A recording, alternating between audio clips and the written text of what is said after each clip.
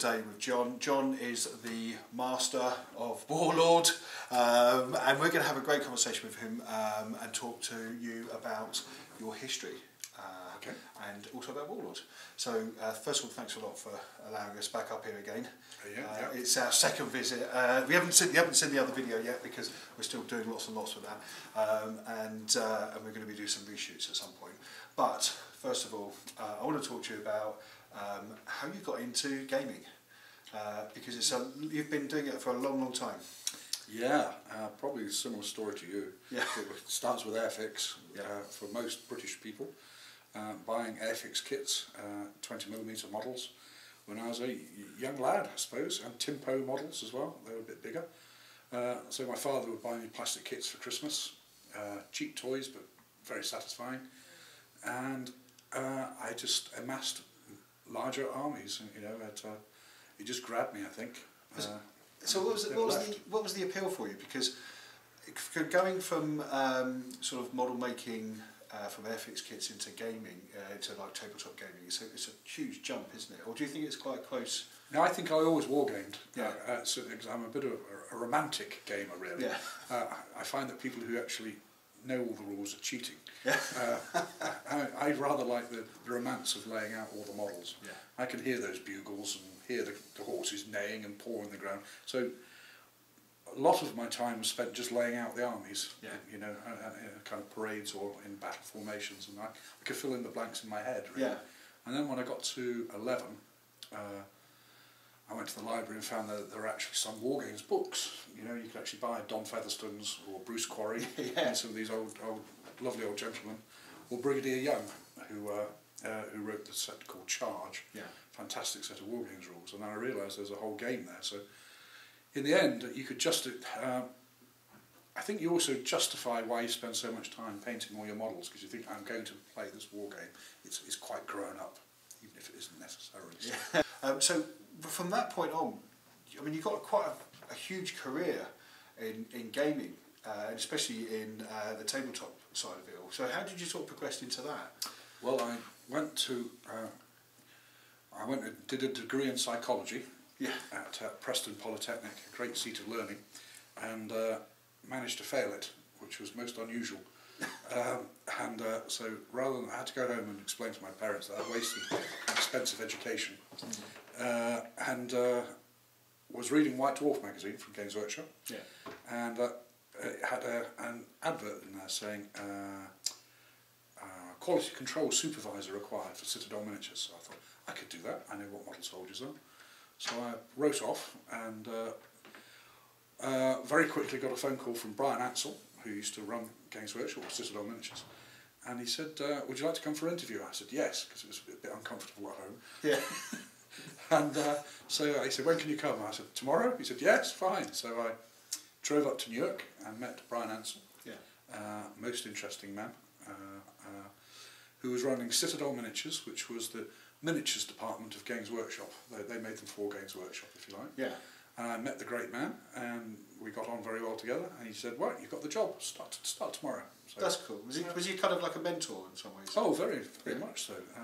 Brian's mentored an awful lot of people, and he, in many ways, is a wargaming genius. Yeah. Quite extraordinary man.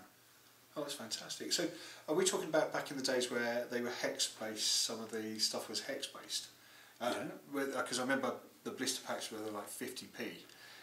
Yeah, well, it's actually going back to when blister packs first came out, you're quite right. Yeah. When dinosaurs stalked the earth. Because now you're making me sound just really, really old now, because I can remember that. When I first joined, they were in little poly bags, actually, little bags with a tag on top. Oh, wow.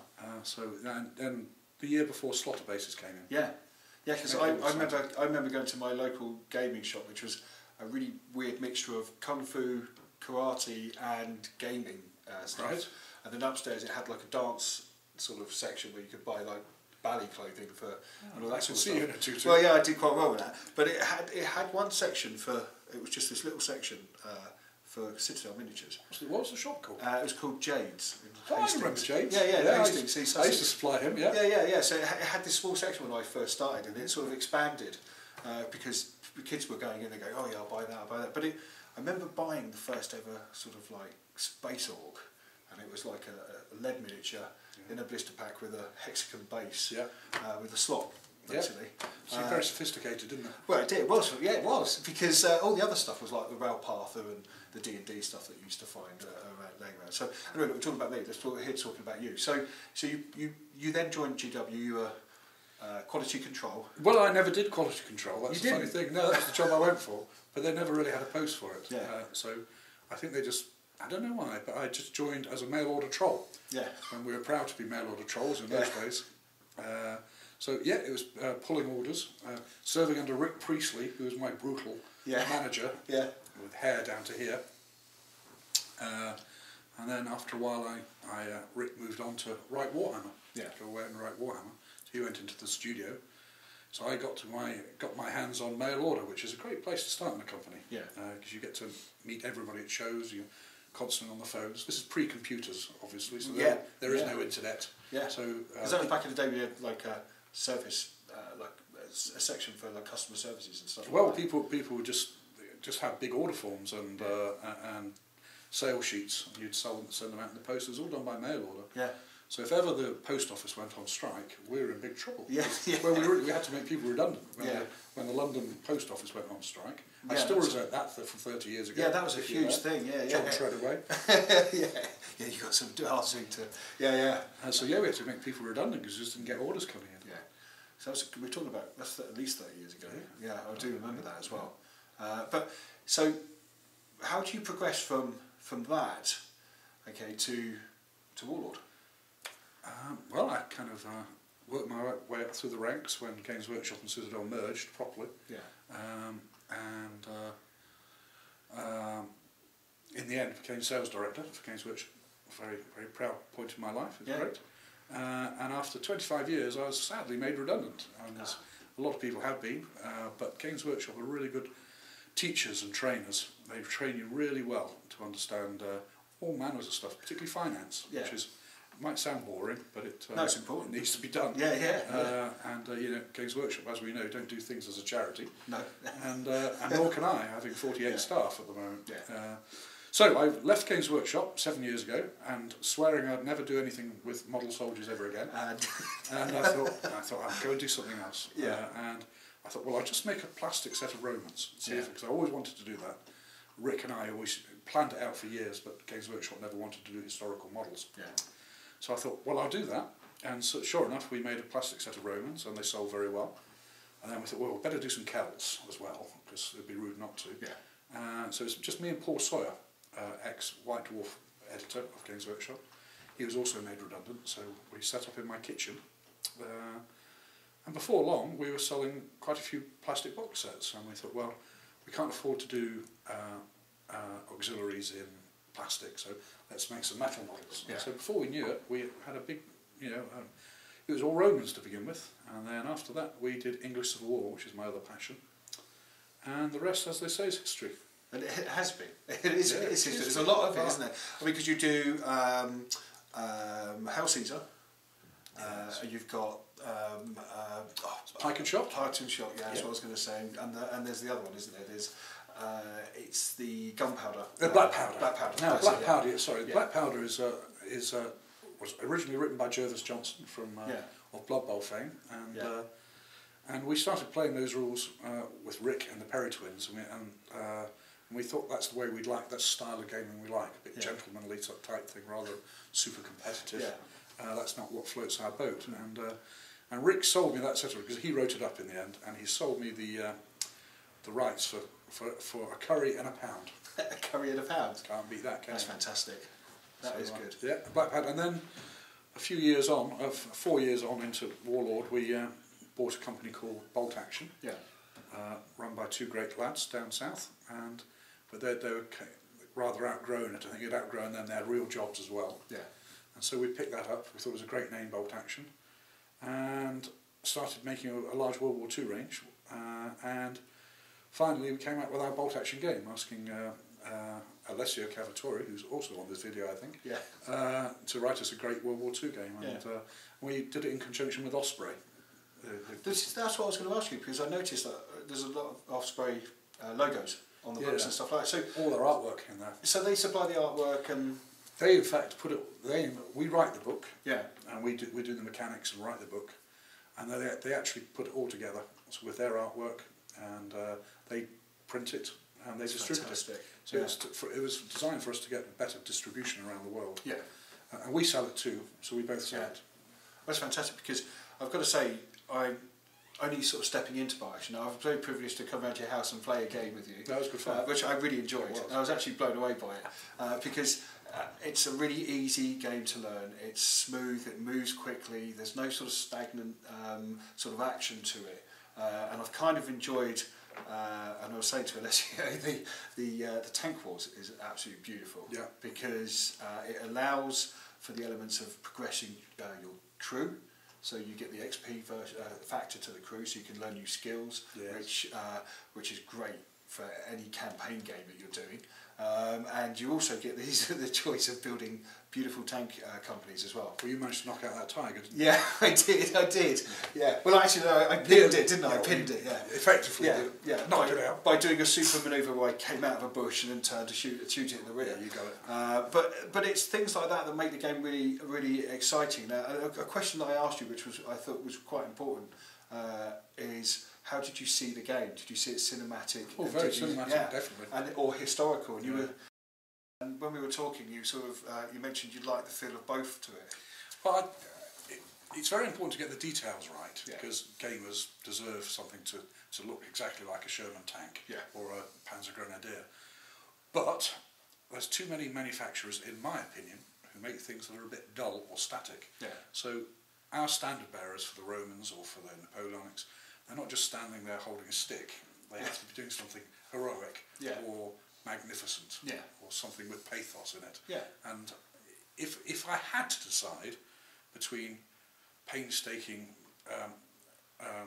button counting and dynamism, I'd go for dynamism every time. Brilliant. That's just how I feel. I like it. It's kind of the touch where history meets kind of fantasy. Yeah. And that's what we go for. Yeah. We do our research. Don't get me wrong. Oh no, you can see that in the books. It's But sometimes you do have to compromise your art. No, you have to. But the thing is, it's like you say, which I have noticed in the books, which is the details there. You know, the research is there, which is fantastic. But the gameplay isn't really affected by, oh, you can't do this, you can't do that, you can't do that. It's yes, you can. Go for it. Black Powder is the best example of that, where on page 1, when Rick writes it, he's very much talking about the gentlemanly way in which it's played. You know, is it exactly 24 inches? Well, no, just be reasonable. It looks like 24. Yeah. And what goes around comes round. And so I say, good luck, old man. Well done. Don't you? Just remember it when it's my turn. That's fantastic. I've got to say though, it's a fantastic system that you've created. Now, all the games that I've looked at so far, because I've been actually very lucky to have a look at sneak peek at a lot of stuff. I'm going to ask you a few questions now, because I know you do like because I've been to your house and I've seen your collection. I'm going to say, in the bolt action series in the game, what is your favourite tank? Favourite tank is the new one that we bought out, the Lynx, the light German reconnaissance tank. It's the Lynx, which is utterly brilliant. Why is it that your choice? I don't know. It just looks. They only made 100 in reality. Yeah. And they didn't see much service, but it just looks fantastic. Something about it. Just it's the style and look. Yeah. So if I had to pick a British tank, it would be the Churchill, which is one of my favourites. Which is so ugly only its mother could love it. Yeah. It is. But people forget the Churchill. The front plate of a Churchill was thicker than a Tiger. Yeah. People forget that. Yeah. I've got to say, the British tanks, the Churchill is one of my favourites.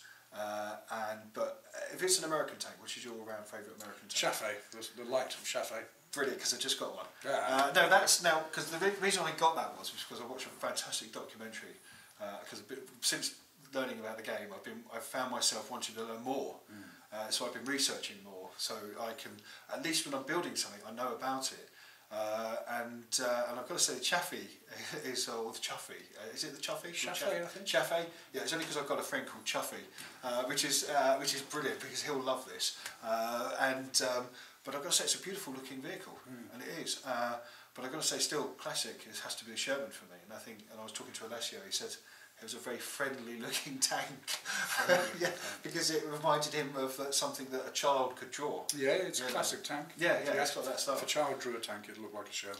And so out of army-wise that have been created for your game so far, which is your favourite looking army? For bolt action? Yeah. It's probably going to have the British and Commonwealth. Yeah. I've collected the Welsh division. There's the 51st or 52nd division at Wessex as well. Yeah. I just like the look of those of the Churchills really. Yeah. I love it. Churchill crocodiles, that sort of stuff.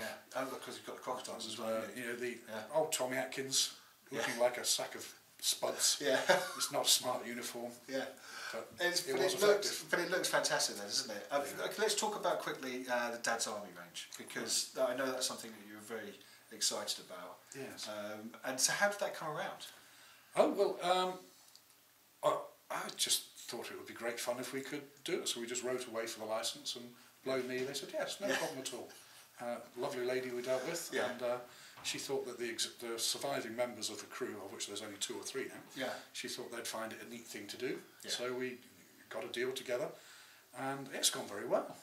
As you know, there's a new film coming out, isn't there? Yeah, there is. We've talked about that as well, haven't we? Yeah. Music. But it's a really classical British TV sitcom. Yes.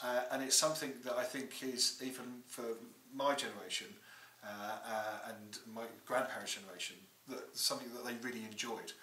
Yes. And it's been really nice to see that sort of captured in the minis. Well, it's still on television now. Yeah. And we've just, breaking news, we have just applied to do a few extra characters. Brilliant. So we're just waiting for the reply back, but I'm fairly sure they'll say yes. Oh, that would be fantastic. You can't tell us though. One might not be British. Oh, okay. Okay, that's going to be good. I'm starting to wonder who that might be. There's a few. And we might have to do some sort of transport for the platoon as well. I think you can guess what that's going to be. Well, yeah, now I'm really excited. That'd be fantastic. And so, with that, is there anything you can tell us that's coming up in the near future, or things to look out for that we can see from your game ranges that we're going to have? Yeah, well, the things to look out for will be, we're doing campaign books for bolt action. Yeah. So the first one I think has just come out, which is Western Europe, late war. Yeah. Then we've got one written by a chap called John Lambshead, a very good writer, and it's going to be the Blitzkrieg. Fantastic. So that'll be exciting, yeah. Including lots of scenarios with the possible landings in England, Operation Sea Lion. So we should probably get our home guard out there, you see. That would be fantastic. See what we're doing there? It's fantastic. So that'll be good. Yeah. Andy Chambers, who of Games Workshop fame, he's written us a magnificent Russian front book. Yeah. Very grim. Good. But he knows his stuff there. Yeah. Then we've got a Western Desert and Italian theatre book. And then finally, we've got the Pacific. Yeah. And we'll do obviously a lot on the United States Marine Corps. But we won't forget the Australians and New Zealanders and the Chindits and all that. Yeah. Because you do those anyway. Yeah, we do. Lovely models actually. Chindits. That's one of my favourite ranges because they're very campaigny. Yeah. And very dynamic. Plus, it's a very dark period. I think in the war. Yeah. It was a very grim period. Yeah. Dearie me. Yeah. So that will cover pretty much all the armies and periods. I think. That covers all of it. That's fantastic. Lots of new rules, great more photography in there. Loads of new minis. Loads of new models. Lots more plastic box sets to come out. That's fantastic. Well, John, thank you very much for allowing us to come up here today. Pleasure. Always a pleasure to see you. Fun. Thanks a lot, guys. You take care of yourselves and watch out for some more interviews in the future. Take care.